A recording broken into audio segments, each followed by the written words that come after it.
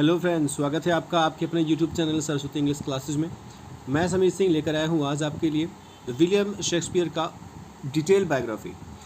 आपको यहाँ पर हर एक चीज़ मिलेगी जो आप ढूंढना चाह रहे होंगे या ढूंढ रहे होंगे शेक्सपियर की बायोग्राफी के बारे में या जानना चाह रहे होंगे। बहुत सारे एग्ज़ाम में बहुत सारे क्वेश्चन पूछे गए जो मैंने यहाँ पर रखे हुए हैं पॉइंट करके। आप ध्यान से पढ़िएगा, स्किप मत करिएगा। अगर हम बात करें पेरेंट्स की तो जॉन शेक्सपियर और मैरी शेक्सपियर इनके माँ बाप थे। मैरी शेक्सपियर का जो निक नेम था शादी से पहले वो आर्डेन था। याद रखिएगा, मैरी आर्डेन इनकी माँ का नाम था। वो पूछता है शादी से पहले का नाम। जॉन शेक्सपियर का जो प्रोफेशन है, एग्ज़ाम में ये भी पूछा जाता है फादर का प्रोफेशन, यानी कि राइटर का तो आपको पता ही है प्रोफेशन, या राइटर का प्रोफेशन के अलावा ये वो दूसरा भी प्रोफेशन वो उसका होता है। जैसे जॉन कीट्स का प्रोफेशन राइटिंग के अलावा भी जो था वो फार्मेसी का था। तो ऐसा अगर राइटर ने कभी किया हो कुछ काम तो वो पूछ लेता है। लेकिन नॉर्मली उसके पेरेंट्स के बारे में भी पूछ ली जाती है, मेनली फादर का प्रोफेशन। तो ग्लव्स मेकिंग जो था वो जॉन शेक्सपियर का प्रोफेशन था। डेट ऑफ बर्थ ये माना जाता है 23 अप्रैल 1564 में इनका जन्म हुआ, और वो इसलिए क्योंकि शेक्सपियर का बैप्टाइजेशन यानी नामांकन जो था वो चर्च में जब हुआ, ट्रिनिटी होली चर्च में, वो 26 अप्रैल था। तो ये अमूमन ये अंदाज़ा लगाया जाता है कि अगर बच्चे का नामांकन 26 अप्रैल को हुआ है तो वो 25 छोड़ करके, यानी एक दिन छोड़ करके, वो 2 दिन 3 दिन 4 दिन पहले ही बच्चा पैदा हुआ होगा। तो ये माना जाता है कि 22, 23, 24 अप्रैल में एक दिन ऐसा होगा जब ये पैदा हुए। तो ज़्यादातर क्रिटिक का जो था वो कॉमन जो डेट था वो था 23 अप्रैल, इसलिए मानी जाती है 23 अप्रैल 1564। होम टाउन ये याद रखिएगा, बहुत इंपॉर्टेंट पॉइंट आपके एग्जाम के पॉइंट ऑफ व्यू से है। स्ट्रैटफोर्ड अपॉन एवन जो है वो इनका होम टाउन है, जो वॉरविकशायर इंग्लैंड में है। वॉरविकशायर याद रखिएगा, क्योंकि वॉरविकशायर भी वो पूछता है एग्जाम में, कुछ भी पूछ सकता है वो आपसे। कम से कम इंग्लैंड आपको तो याद होगा, बट वॉरविकशायर और स्ट्रैटफोर्ड अपॉन एवन याद रखिएगा। स्ट्रैटफोर्ड अपॉन एवन थोड़ा कंफर्म करना चाहूँगा मैं, क्योंकि मुझे कन्फ्यूजन थी पहले, इसलिए मैं यहाँ कंफर्म करना चाहूँगा। स्ट्रैटफोर्ड एक विलेज है, मैंने रिसर्च जो की मुझे मिला स्ट्रैटफोर्ड एक विलेज का नाम है। स्ट्रैटफोर्ड अपॉन एवन एक टाउन है, टाउन जहाँ पर ये पैदा हुए थे। एवन जो है वो रिवर है जिसके तट पर ये स्ट्रैटफोर्ड अपॉन एवन टाउन बसा हुआ है। स्ट्रैटफोर्ड ऑन एवन जो है ना वो डिस्ट्रिक्ट का नाम है, जहाँ पर इनका जन्म हुआ उस जिले का नाम है स्ट्रैटफोर्ड ऑन एवन। तो पूछा जाता है जब भी एग्जाम में, अगर वो पूछे कि कहाँ पैदा हुए तो आप स्ट्रैटफोर्ड अपॉन एवन करोगे। अगर पर्टिकुलराइज्ड करे वो village, what was the name of the village या डिस्ट्रिक्ट, तो आप वहाँ पे कंफर्म करोगे कि विलेज क्या है और डिस्ट्रिक्ट क्या है। मैं यहाँ पर डिसेंडिंग ऑर्डर में रखा हुआ हूँ ताकि आपको समझ में आए। सबसे पहले कंट्री होती है, देश सबसे बड़ा, फिर स्टेट होता है, फिर काउंटी होती है, फिर सिटी, फिर डिस्ट्रिक्ट, फिर टाउन और फिर विलेज होती है। ठीक है, याद रखिएगा स्ट्रैटफोर्ड अपॉन एवन। फिफ्थ जो पॉइंट है वो ये कि इनकी वाइफ का नाम एन हाथवे, एन हाथवे भी कहते हैं इसे। एन हाथवे जो है वो 1582 में इनकी शादी हुई, और इनका डेथ जो हुआ वो विलियम शेक्सपियर के बाद हुआ था। और विलियम शेक्सपियर के मरने के बाद इनके बहुत सारे अफेयर्स भी हुए, ऐसा इनकी बेटी ने खुद लिखा हुआ है, शेक्सपियर की बेटी ने। एन हाथवे जो थी वो 1582 में इनकी शादी हुई शेक्सपियर से, तब ये 8 साल की बड़ी थी, 26 ईयर्स ओल्ड ये थी, और 18 ईयर्स के थे हमारे शेक्सपियर महोदय। इसलिए माना जाता है कि शादी जो था वो बहुत अच्छा नहीं रहा इनकी, हैप्पी लाइफ नहीं रही, हैप्पी मैरिड लाइफ नहीं हुई इनकी। और ये जब शादी हुई थी तो ये प्रेग्नेंट थी। प्रेग्नेंट ये शेक्सपियर से ही थी, किसी और से नहीं थी। इसलिए आपने देखा होगा, पढ़ा होगा कि जो फर्स्ट चाइल्ड थी विलियम शेक्सपियर और एन हाथवे की, सुजैना, देखिएगा इसे सुजैना कहते हैं, सुसन्ना नहीं कहते। सुजैना जो थी वो 1583 में पैदा हुई थी, 6 मंथ्स के बाद ही शादी के। तो 3 मंथ्स की प्रेग्नेंट थी महोदय एन हाथवे शेक्सपियर से ही। उसके बाद हैमलेट और जूडिथ पैदा हुए जो कि ट्विंस थे, और ये 1585 में पैदा हुए। और हैमलेट जो था, रीज़न नहीं पता, 11 ईयर में ही हैमलेट का डेथ हो गया, जो इकलौता लड़का था शेक्सपियर और एन हाथवे का। रिजाइडेड, आखिर रहे कहाँ पर, ये इंपॉर्टेंट आपको नोट दे रहा हूँ मैं। बॉर्न और ब्रॉटअप इनका जो हुआ, रेज्ड हुए स्ट्रैटफोर्ड अपॉन एवन में अपने परिवार के साथ। लेकिन जो इन्होंने अपना प्राइम वर्क, जो फेमस वर्क थे इनके 1585 के बाद वाले, वो इन्होंने अपने घर से दूर लंदन में लिखा। 1587 में ये लंदन चले गए थे। लंदन क्यों गए, ये एक रीज़न पूछा जाता है एग्ज़ाम में। वो ये है कि इन्होंने एक बार सर थॉमस लूसी जो इनके बगल में रहते थे, उनके पार्क से इन्होंने डियर चुरा लिया था, एक हिरन चुरा लिया था जो सर थॉमस लूसी एक पेट था लूसी का। तो चुराने के कारण जो थे लूसी इनके पीछे पड़ गए थे, इसलिए इनको भागना पड़ा और लंदन में जाकर रहना पड़ा वो। और लंदन में ये रहे कब तक, जब तक ये रिटायर नहीं हो गए। रिटायर का मतलब है 1613 में ये रिटायर हुए थे। अगर आपको जाननी हो रिटायरमेंट, 1630 द टेम्पेस्ट के बाद रिटायरमेंट ले लिया था इन्होंने। 1611 के बाद भी 2 साल तक ये थे, तब रिटायरमेंट लिया इन्होंने। टेम्पेस्ट के बाद भी कुछ समय तक ये थे वहाँ। तो लंदन से वापस आए स्ट्रेटफोर्ड अपॉन एवन में रिटायरमेंट के बाद। करियर अगर बात की जाए तो न केवल एक राइटर बल्कि बेहतरीन एक्टर और थिएटर ओनर के साथ साथ अपने खुद के प्लेस को परफॉर्म करवाने के साथ साथ ये प्रोड्यूस भी करते थे। बॉडी ऑफ वर्क अगर हम बात करें क्या क्या इन्होंने लिखा, तो बेसिकली ध्यान दीजिएगा कम से कम माना जाता है कि इन्होंने 37 प्लेस लिखे।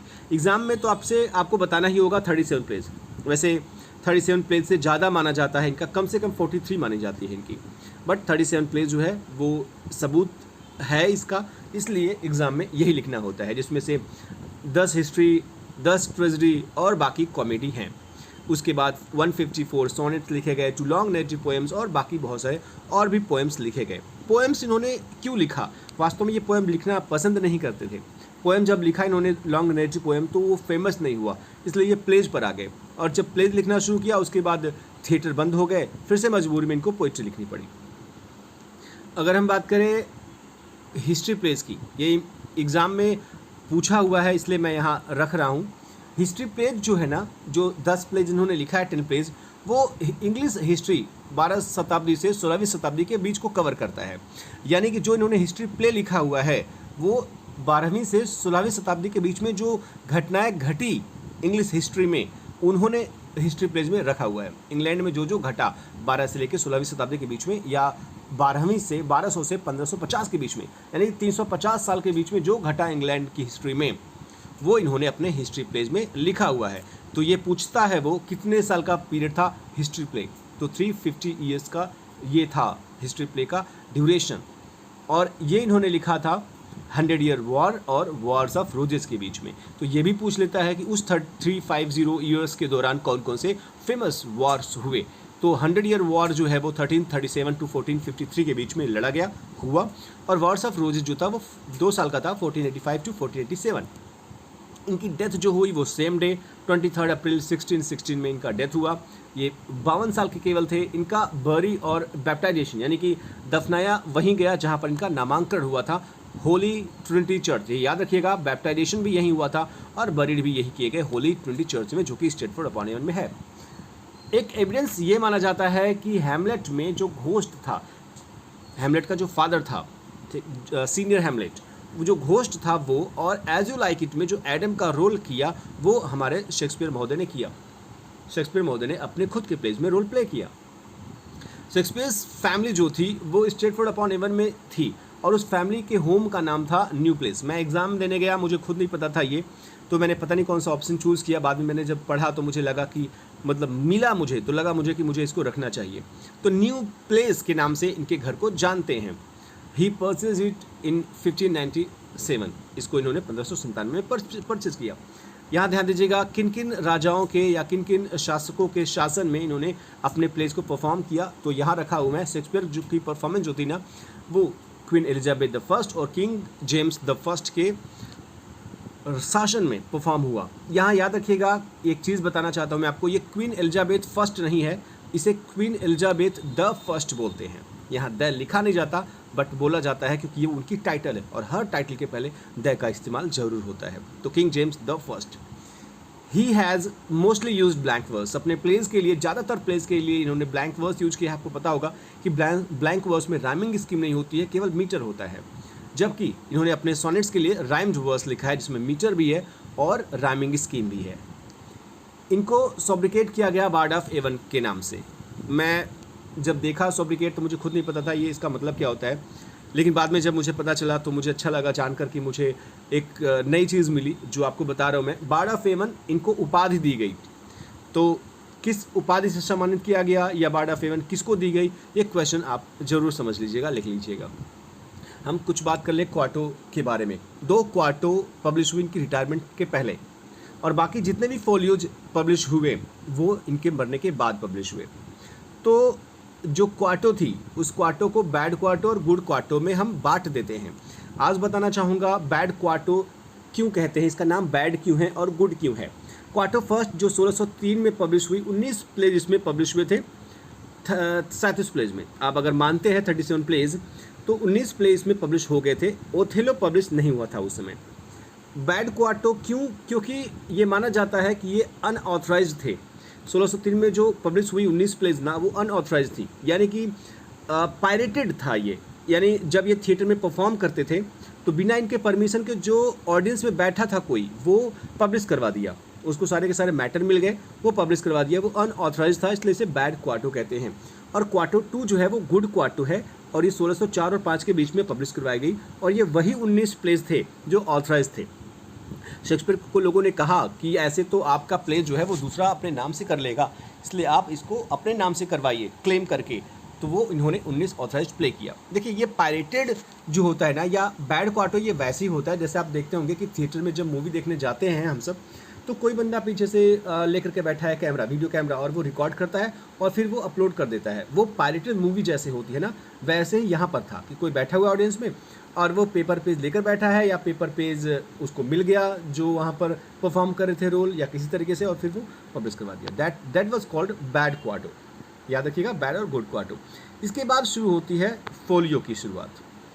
फोलियो जो है, फर्स्ट फोलियो 1623 में 36 प्लेज पब्लिश हुए, 18 प्रिंटेड, यानी कि 19 यहाँ पर हो गए थे, 18 ये 37 में से 18 यहाँ हुए थे, एक छोड़ दिया गया था यहाँ पर, जो आपको पता चलेगा। ये पेरिकल्स जो था वो बाद में पब्लिश की गई। और ये पहली बार, ये याद रखिएगा, ये नाम जॉन हेमिंग्स और हेनरी कॉन्डेल जो दोनों कलीग्स थे, इनके कलीग जो थे इन्होंने पब्लिश किया। जब इनका डेथ हो गया तो कलीग ने कहा कि हम इनके पूरे के पूरे पेज को एक फोलियो के रूप में पब्लिश करवाएंगे। सेकेंड फोलियो जो था वो 16 कलर ले ले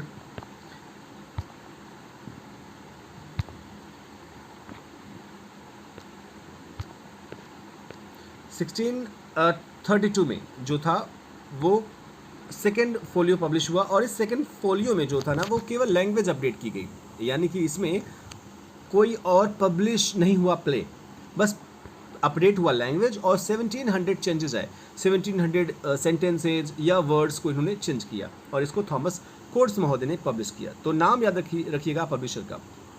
थर्ड फोलियो की बात करें तो 1664 में पब्लिश हुआ, पेरिकल्स भी इसमें पब्लिश किया गया, और 6 बाकी और भी दूसरे के द्वारा, फ्लेचर के द्वारा, या बाकी और जो थे उसमें कंटेम्प्रेरी शेक्सपियर के राइटर्स, उनके द्वारा जो 6 प्लेज थे जिसके को ऑथर थे शेक्सपियर भी, वो पब्लिश करवाया गया इसमें। और ये फिलिप चेटविन के द्वारा पब्लिश किया गया। फोर्थ फोलियो 1683 में सेम 43 पेज जो 37 और 6 था, सेम 43 पेज जो था थर्ड फोलियो का, वो पब्लिश किया गया, और वो भी आर बेंटले महोदय के द्वारा। आप सोचोगे कि फोर्थ फोलियो में सेम पब्लिश क्यों हुआ, कोई अपडेशन नहीं, कोई नया चेंजिंग नहीं, तो वो इसलिए क्योंकि थर्ड फोलियो 1664, मैं यहाँ बता दूँ, ये 22 जो है पॉइंट, 22 जो पॉइंट है, आप याद रखिएगा, थर्ड फोलियो 1664 में लिखा गया, पब्लिश किया गया, और 1664 में जो था 1666 में जो था वो लंदन में आग लग गई, जिसको हम ग्रेट फायर ऑफ लंदन कहते हैं। तो याद रखिएगा, ग्रेट फायर ऑफ लंदन 1666 में लगी, जिसमें ज़्यादातर जो कॉपीज़ थी थर्ड फोलियो की विलियम शेक्सपियर की, वो जल गई। इसीलिए पब्लिशर को 1683 में फोर्थ फोलियो लाना पड़ा, फिर से 43 प्लेज को पब्लिश करने के लिए। ये आप बस यही है कि शेक्सपियर जो थे वो फोलियो से पहले क्वाटो एडिशन शेक्सपियर का आया। पहले क्वाटो आया जब वो जीवित थे, और बाद में फोलियो आया जब वो डेथ जिनका हो गया। हम अगर यहाँ देखें डिफरेंस, यहाँ थोड़ा सा ध्यान दीजिएगा, क्या डिफरेंस होता है फोलियो और क्वाटो में। तो मान लीजिए कि आप कॉपी से एक पेज फाड़ लेते हो, आप उसको पेज बोलते हो, हिंदी में पन्ना बोलते हो, बट पेज का मतलब पन्ना नहीं होता है। पन्ना की इंग्लिश लीव्स होती है और पेज होती है।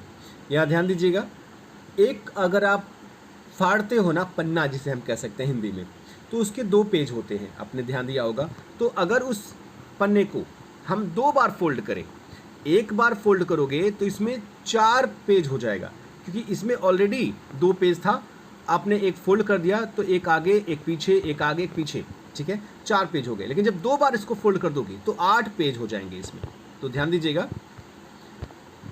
क्वार्टो का मतलब है 2 बार फोल्ड करो, 4 लीव्स हो जाएगा उसमें। जब इसको एक बार फोल्ड किए तो 1 लीव्स 2 लीव्स, अगर 4 बार फोल्ड कर दिए तो 1 2 3 4 लीव्स, तो ये 4 लीव्स हो गए और इसके पीछे भी तो है 4, तो 4 4 8 पेज हो गए। ठीक है, लीव्स अलग होते हैं, पेज अलग होते हैं। और फोल्ड का मतलब होता है, मतलब फोलियो का मतलब होता है एक फोल्ड, केवल एक बार फोल्ड करो, 2 लीव्स होगा और 4 पेजेस होंगे। आशा आपको समझ में आ गया होगा क्या डिफरेंस होती है। इंपॉर्टेंट पॉइंट आपको बता रहा हूँ मैं कि कब ग्लोब थिएटर बनाया गया, कब जला, कब बनाया गया दोबारा और कब तबाह कर दिया गया। 1599 में इसको बनाया गया, 1613 में जला दिया गया जब परफॉर्मेंस हो रही थी हेनरी द 8th की। हेनरी द 8th प्ले का जब परफॉर्मेंस हो रहा था तो जला दिया गया, मतलब जल गया, पर्दे में आग लग गई इसके कारण। और फिर से बनाया गया 1614 में और 1644 में इसको तबाह कर दिया गया। राजा ने उस समय जो राजा थे, आपको अभी बताया मैंने, अगर आप यहाँ ध्यान से देखें तो 2 राजाओं के आई मीन एक रानी और एक राजा के शासन में इन्होंने परफॉर्म किया अपने पूरे के पूरे प्लेज को। तो अगर यहाँ देखें तो ये है king James the first. King James the first ही वो राजा थे जो यहाँ पर मेंशन किया है मैंने। किंग्स जेम्स जो फर्स्ट थे महोदय, इन्होंने जो शेक्सपियर कंपनी के एक्टर्स थे उनको ग्रूम्स ऑफ चैम्बर का नाम दिया। एक्टर्स को एक उपाधि दी ग्रूम्स ऑफ चैम्बर की, जिसके रिस्पॉन्स में शेक्सपियर ने अपने कंपनी का नाम बदल करके, जो पहले कंपनी का नाम हुआ करता था लॉर्ड चैम्बरलिन्स मैन, वो नाम रख दिया किंग्स मैन। किंग्स मैन के नाम से उसको अपने कंपनी का नाम ही बदल दिया, जिससे नई टाइटल शेक्सपियर को फेवरेट बना दिया राजा का। और राजा जो थे वो कोर्ट में इनके परफॉर्मेंस के लिए डिमांड करने लगे, यानी कि डिमांड में आ गए हमारे शेक्सपियर महोदय, उनके प्लेज और इनकी जो प्लेज थे वो कोर्ट में परफॉर्मेंस के लिए आने लगे, जिससे इनको ज़्यादा फेमस मिली, प्रसिद्धि मिली। नेक्स्ट है शेक्सपियर्स की फैमिली का जो क्रेस्ट था, ये इंपॉर्टेंट, एक बार नेट के एग्जाम में पूछा था। शेक्सपियर्स की फैमिली का क्रेस्ट, क्रेस्ट मतलब होता है कुल चिन्ह, एक किसी का एक कुल चिन्ह होता है। बड़े बड़े महाराजाओं के पहले चिन्ह हुआ करते थे, कुल का, उनके कुल का एक चिन्ह होता था। वो कुल का जो चिन्ह था वो एक येलो स्पीयर था, येलो कलर का स्पीयर, और येलो शील्ड था उस पर, जो लैटिन में लिखा हुआ था उस पर नॉनसेंस ड्रोइस्ट, और इसको इंग्लिश में कहते हैं नॉट विदाउट राइट, यानी बिना अधिकार के आप इसको टच नहीं कर सकते। तो ये याद रखिएगा, उनके कुल चिन्ह क्या था, स्पीयर था येलो कलर का, और उस पर लैटिन में ये लिखा हुआ था। अपने डेथ पर शेक्सपियर ने ज़्यादातर गिफ्ट्स जो थे वो बहुत सारे लोगों को दे दिए, लेकिन अपनी ज़्यादातर प्रॉपर्टी जो थी वो अपनी डॉटर सुजैना को दिया। सुजैना को क्यों दिया? क्योंकि सुजैना का जो हस्बैंड था, सुजैना की जो शादी हुई थी 1635 में हुई थी, सॉरी 1607 में हुई थी, क्योंकि जब शेक्सपियर थे तभी शादी कर दिए थे अपनी बेटी का, पहली बेटी का 1607 में जॉन हॉल से। तो सुजैना हॉल बन गई है। इनके हस्बैंड जो था वो बहुत अच्छा था, जो फेवरेट था शेक्सपियर का। सुजैना भी बहुत खास थी शेक्सपियर के लिए, पहली बेटी थी, इसलिए शेक्सपियर ने ज़्यादातर अपनी प्रॉपर्टी अपनी डॉटर, बड़ी डॉटर सुजैना को दे दिया। अपनी छोटी बेटी को भी उन्होंने दिया, लेकिन छोटी बेटी के नाम पर लिख दिया, अब उसके हस्बैंड पर नहीं। छोटी बेटी जो थी जूडिथ, उसका हस्बैंड था थॉमस क्विने के नाम से जाना जाता है उसको। वो एक प्रकार से लीगल एक्टिविटी किया करता था, उसके बहुत सारे अफेयर्स भी थे। तो थॉमस से बचाने के लिए, प्रोटेक्ट करने के लिए शेक्सपियर ने जूडिथ के नाम पर कुछ प्रॉपर्टी लिख दी थी, और ये लिखा था कि उसमें थॉमस का कोई अधिकार नहीं होगा। जूडिथ की शादी जो थी वो 1616 में हुई थी, शेक्सपियर के मरने से जस्ट पहले, और सुजैना 1649 में इनका डेथ हुआ था, जबकि जूडिथ का डेथ जो था वो 1662 में हुआ था। तो इस प्रकार से प्रॉपर्टी में ज़्यादातर हिस्सा सुजैना को दिया गया, फेवरेट होने के कारण। और शेक्सपियर की जो विल थी, जो वसीयतनामा थी, उसमें साफ साफ लिखा था इनकी वाइफ को क्या मिली थी, केवल फर्नीचर मिला था। लिखा है gave unto my wife my second best bed with the furniture, furniture के साथ इनको बेड दी गई, और वो बेड जिसमें बेड क्लॉथ्स हुआ करते थे। एक बड़ी इंपॉर्टेंट आपको मैं यहाँ पर पॉइंट्स देने वाला हूँ, ध्यान दीजिएगा। शेक्सपियर ने एक कर्स लिखा अपने ग्रेव के लिए, खुद के मरने से पहले ग्रेव पर एपिटफ जिसे कहते हैं, उस पर एक कर्स लिखा इन्होंने, और कहा कि कोई भी बंदा इतना डेयर ना करे कि मेरी बॉडी को मेरे फाइनल रेस्टिंग प्लेस से हटाए, यानी कि जब फाइनल में रेस्ट करूँ मैं, यानी कि मैं जब दफना दिया जाऊँ ग्रेव में तो मुझे वहाँ से हटाया ना जाए। हालांकि ये कहा जाता है उस समय कि कस्टमरी था, अभी भी रीति रिवाज है कि बहुत समय के बाद उस ग्रेव को खोद करके, जो ग्रेव्स होते हैं उसको खोद करके उसमें जो हड्डियाँ बची हुई होती हैं इंसान की, उसको निकाल देते हैं ताकि दूसरे व्यक्तियों के लिए जगह बन जाए। वरना सोचो कि इतने लोग मरते हैं कब्रिस्तान जो है वो इंसान से पट जाएगा, कितने कब्रिस्तान बनाए जाएंगे, इसलिए बोन्स को निकाल दी जाती है रूम्स बनाने के लिए, जगह बनाने के लिए, ताकि दूसरे को उसमें दफनाया जाए। लेकिन शेक्सपियर ने कहा था कि मेरे बोन्स को या मेरे बॉडी को या किसी पार्ट को कोई वहाँ से हटाएगा नहीं, इसलिए ये जो है बहुत बेहतरीन इनका खुद का एपिटफ है। आप याद रखिएगा, शेक्सपियर का एपिटफ खुद इन्होंने लिखा। क्या लिखा? ये 2 लाइन इसमें ज़्यादातर एग्जाम में पूछा जाता है, या ये 2 लाइन दे दी जाती है और पूछा जाता है कि ये किसने कहा या किसमें कहा। तो ये खुद शेक्सपियर ने एपिटफ अपने ग्रेव के लिए लिखा था। लिखा है, good friend for Jesus sake forbear to dig the dust enclosed here. साफ साफ लिखा है इन्होंने कि डिग विग नहीं करेगा कोई, खोदे खुदाई नहीं करेगा। Blessed be the man that spare these stones. आदमी वो ब्लेस होगा जो इस स्टोन्स को स्पेयर कर देगा, छोड़ देगा, इसको नहीं छुएगा। जो मेरा स्टोन लगा हुआ है, जो मेरी एक आपने देखा होगा प्लस मार्क बनी होती है, वो अगर छोड़ देगा तो। और कर्स है उस आदमी को जो मेरी हड्डियों को मूव करेगा वहाँ से, जो हटाएगा, जो निकालेगा। तो ये माना जाता है कि इन्होंने कर्स दिया और बाद में इनके खुद के सम्मान के लिए जो था, लोगों ने शेक्सपियर के ग्रेव को अनडिस्टर्ब किया, यानी कि छुआ ही नहीं, किसी ने उसको खोदा ही नहीं, उनकी हड्डियों को हटाया नहीं, भले रीति रिवाज थी वहाँ की। वेव्स ऑफ प्लेग देखिएगा ध्यान से कि 1592 और 1594 के बीच में यूरोप में प्लेग आ गया, प्लेग आउटब्रेक हो गया, जिससे कि रिजल्ट हुआ कि लंदन के थिएटर्स बंद हो गए 1592 से 94 के बीच में। याद रखिएगा, प्लेग के कारण 1592-1594 के बीच में थिएटर्स बंद कर दिए गए लंदन के। और इस समय डिमांड जो थी वो बहुत कम हो गई प्लेज की। अब जब डिमांड ही नहीं है तो क्यों लिखेगा कोई? जो भी थे उस समय के कंटेम्प्रेरी शेक्सपियर के, या शेक्सपियर खुद लिखना बंद कर दिए, और तब शेक्सपियर ने लिखना शुरू किया पोइट्री। और अपना पहला जो बैच था सोनेट्स का, जो कुछ सोनेट्स लिखे इन्होंने, वो 1593 में लिखा। इसी दौरान पोएम्स इनके, इसी दौरान ज़्यादातर पोएम्स लिखे गए, जबकि ये 29 साल के थे तब। आपको पता ही होगा उस समय फीमेल्स को अलाउ नहीं की जाती थी। फीमेल्स को अलाउ रिस्टोरेशन पीरियड के दौरान किया गया, और पहली औरत उस समय स्टेज पर आई रिस्टोरेशन पीरियड के दौरान आई, 1660 वाला टाइप का। ग्लोब थिएटर जला दिया गया, आपको यहाँ बताया मैंने। एक चीज़ बेहतरीन देखिएगा ध्यान से, शेक्सपियर जो थे वो बाइबल के बाद सबसे ज़्यादा कोट्स लिखने वाले थे, या टर्म्स ऑफ कोडेबिलिटी लिखने वाले। सबसे ज़्यादा बाइबल में लिखी गई कोट्स, कोटेशंस, उद्धरण, और उसके बाद शेक्सपियर ने लिखा। 13 सुसाइड्स हुआ है शेक्सपियर के पूरे प्लेज में। 37 प्लेज में 13 सुसाइड हुआ, जिसमें से 3 सुसाइड एंटनी और क्लियोपात्रा और जूलियस सीजर में हुआ। 3-3, एंटनी क्लियोपात्रा में 3, जूलियस सीजर में 3, और रोमियो एंड जूलियट में 2 सुसाइड हुए हैं। तो टोटल 13 सुसाइड्स हुआ है। 2 जो शेक्सपियर के प्लेज थे वो पूरी तरह से वर्स में लिखा गया। इंपॉर्टेंट पॉइंट है ये। 2 जो प्लेज थे वो पूरी तरह से वर्स में लिखा गया, जिसका नाम है रिचर्ड II, किंग जॉन। बाकी ज़्यादातर जो इनके प्लेज हैं वो आधा प्रोज में लिखे गए हैं और आधा वर्स में लिखे गए। वर्स मतलब होता है पोएम में, पोएम फॉर्म में।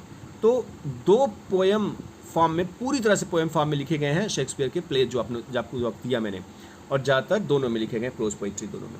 Shakespeare wrote at least 2 plays that have been lost. माना जाता है कि कॉर्डेनियो और लव्स लेबस वोन जो है वो 2 प्लेज ऐसे हैं, कम से कम 2 प्लेज ऐसे हैं जो खो गए। वैसे माना ये भी जाता है कि शेक्सपियर ने इससे ज़्यादा भी प्लेज लिखे थे, ज़्यादातर प्लेज खो गए थे। नेक्स्ट पॉइंट बात करते हैं हम। यहाँ ध्यान दीजिएगा, इंपॉर्टेंट आपको मैं दे रहा हूँ क्योंकि एग्जाम में पूछा था ये, कि शेक्सपियर की सबसे छोटी प्ले कौन सी है और सबसे बड़ी प्ले कौन सी है, कितने लाइन्स की है वो। तो शेक्सपियर लॉन्गेस्ट प्ले जो है वो है हेमलेट, जो कि 4 घंटे परफॉर्म करने में लगे इसको, और इसमें 4042 लाइन्स हैं।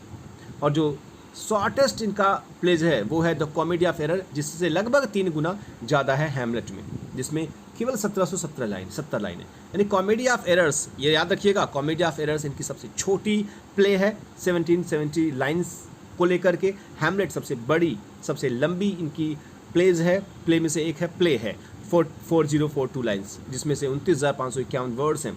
और मैकबेथ सबसे छोटा ट्रेजेडी। देखिए, मैं ट्रेजेडी की बात, कॉमेडी की बात, हिस्ट्री प्ले की बात नहीं कर रहा, मैं सभी प्ले की बात कर रहा हूँ। तो ये सबसे छोटा, ये सबसे बड़ा। और अगर ट्रेजेडी की बात करें कि सबसे छोटा ट्रेजेडी कौन सी थी, तो वो मैकबेथ की थी, 2477 लाइन्स के आसपास अप्रॉक्स ये माना जाता है। शेक्सपियर की जो लास्ट प्ले थी द 2 नोबल किंग्समैन, देखिए वैसे तो माना जाता है कि शेक्सपियर की लास्ट प्ले द टेम्पेस्ट है, लेकिन ये माना जाता है कि द 2 नोबल किंग्समैन इनका लास्ट प्ले है, जबकि कुछ लोग ऐसा भी मानते हैं कि ये को ऑथरशिप में लिखी गई, यानी कि फ्लेचर के साथ साथ शेक्सपियर ने इसको लिखा, इसलिए केवल टेम्पेस्ट को माना जाता है लास्ट प्ले। लेकिन जब ये डीपली पूछता है वो असिस्टेंट प्रोफेसर या नेट एग्जाम्स में, तो वो ये कंफर्म करना चाहेगा कि शेक्सपियर की लास्ट प्ले कौन सी थी, और उसमें टेम्पेस्ट नहीं देगा वो। तो द टू नोवेल किंग्समैन अगर है तो आप ऑप्शन चूज करोगे, अगर टेम्पेस्ट है तो टेम्पेस्ट को चूज करना पड़ेगा। लिखा है शेक्सपियर के प्ले जो थे वो कभी वास्तव में पब्लिश नहीं किए गए जब ये जिंदा थे। वे आज जो है केवल उनके 2 फेलो एक्टर्स के द्वारा जाने पहचाने गए, जॉन हेमिंग्स और हेनरी कॉन्डेल। ये इनके फेलो एक्टर्स थे, इनके कलीग्स थे। इन्हीं के कारण जो था, इन्होंने जो रिकॉर्ड किया उसको इन्होंने पब्लिश किया पोस्टमसली, यानी मरने के बाद, और वो भी नाम था द फर्स्ट फोलियो में। फर्स्ट फोलियो आपको पता 36 प्ले किया गया। 1623 में टोटल 36 प्ले पब्लिश करवाया गया। अगर शेक्सपियर के ये 2 सितारे ना होते तो शायद हम शेक्सपियर को आज सितारा नहीं मानते। देखिएगा, ये बेहतरीन कोट आपके लिए है कि सबसे पहला शेक्सपियर को क्रिटिसाइज कौन किया, कौन सा क्रिटिक शेक्सपियर के प्लेज के बारे में सबसे पहले बोला। देखो, जब तक प्ले पर कोई क्रिटिसाइज नहीं करता तब तक वो प्ले या वो नॉवेल या कोई भी लेख जो होता है, जो वर्क होती है, जो बुक होता है, वो बहुत मायने नहीं रखता। कोई भी कितना भी लिखे वो फेमस नहीं होता जब तक क्रिटिक ना हो। अभी आप कोई बुक पब्लिश करवा दो और उस पर बवाल मच जाए, देखो आप रातों रात फेमस हो जाओगे। तो कुछ ना कुछ होना चाहिए ऐसा, कोई क्रिटिक कुछ बोल दे, कुछ अच्छा बोलेगा तो शायद आप उतने फेमस ना हो। हाँ, या तो सब अच्छे बोले, एक के बोलने से नहीं होने वाला, या तो बुरा कोई बोल दे और वो तांडव मचा दे आपकी लाइफ में। फिर आप देखो कि आपकी वो जो एक बुक पब्लिश होने वाली है या वो जो जैसे शेक्सपियर का प्ले है वो क्या कोहरा मचाता है। तो सबसे पहला जो शेक्सपियर को किसी ने कमेंट किया, क्रिटिसाइज किया, तो वो थे क्रिटिक हमारे रॉबर्ट ग्रीन महोदय। 1592 में इन्होंने क्रिटिसाइज किया और वो था ये, upstart crow beautified with our feather. ये इनका कोट था, याद रखिएगा। ये रॉबर्ट ग्रीन महोदय का है जो शेक्सपियर के लिए इन्होंने लिखा था, और वो अच्छा कमेंट नहीं था। क्या आप जानते हो विलियम शेक्सपियर का एनाग्राम जो होता है वो होता है I am a weak speller. ये एक बार पूछा था what should be an anagram for the name of William Shakespeare, तो वो होता है I am a weak speller. ठीक है, ये याद रखिएगा आप। हाँ, मैं आपको ये भी भूल गया कि ये पूछा था क्वेश्चन जो टॉम पर है इनका, वार्निंग। ये क्वेश्चन पूछा था कि what was the warning on his Tom, तो इनके टॉम पर क्या वार्निंग था शेक्सपियर के। तो आपको ये पता होना चाहिए कि वार्निंग ये था कि कोई भी डेयर नहीं करेगा इनकी बॉडी को मूव करने का इनके खुद के resting place, final resting place से। बहुत सारी चीज़ें हैं यहाँ पर, आप खुद देख लीजिएगा, मैं इसको बोल नहीं रहा, आप नॉर्मली देख लीजिएगा कि यहाँ पर विलियम शेक्सपियर को कितने स्पेलिंग से ओरिजिनली बहुत सारे सिग्नेचर किया हमारे शेक्सपियर ने अपने नाम से, अलग अलग नामों से उन्होंने अपने सिग्नेचर किया। यहाँ लिखा हुआ है 80 वेरिएशन थे इनके स्पेलिंग में शेक्सपियर के नाम के। कभी शेक्सपियर में RE नहीं है, कभी E यहाँ नहीं है, तो ऐसे बहुत सारे 80 है। यहाँ ये बताई जा रही है कि शेक्सपियर ने ऑक्सफोर्ड इंग्लिश डिक्शनरी को 3000 शब्द, नए शब्द दिए, यानी शेक्सपियर के द्वारा लिखे गए जो इंग्लिश के वर्ड थे वो आज ऑक्सफोर्ड इंग्लिश डिक्शनरी की शोभा बढ़ाते हैं, और उसमें लगभग 3000 नए शब्द हमारे शेक्सपियर ने जोड़े। और एस्टिमेट अगर लगाई जाए तो विलियम शेक्सपियर ने 17,000 से लेकर 29,000 तक शब्द लिखे हैं, जिसमें 3000 नए शब्द ऑक्सफोर्ड इंग्लिश डिक्शनरी ने जो थे एडॉप्ट किए, बाकी नहीं किए। तो ये था हमारे शेक्सपियर महोदय के बारे में। हम नेक्स्ट वीडियो में इनके कोटेशन के बारे में बात करेंगे जो इनको कहा गया है। बहुत एग्जाम में ऐसा होता है कि कोटेशन हमें नहीं पता होता है कि शेक्सपियर को किसने कहा, या उस मिल्टन ने किसको कहा है वो लाइन, मतलब राइटर को किसने कहा है या किसने राइटर को कहा है, ये हमें पता नहीं होता है। तो मैंने मोस्टली बहुत सारे कोटेशंस रखे हुए हैं जो शेक्सपियर को दर्शाता है, शेक्सपियर को रेफर किया गया है। नेक्स्ट वीडियो में बात करेंगे इसके लिए। अभी तक कोई परेशानी हुई होगी कमेंट बॉक्स में कमेंट जरूर कीजिएगा। Thank you for watching the video.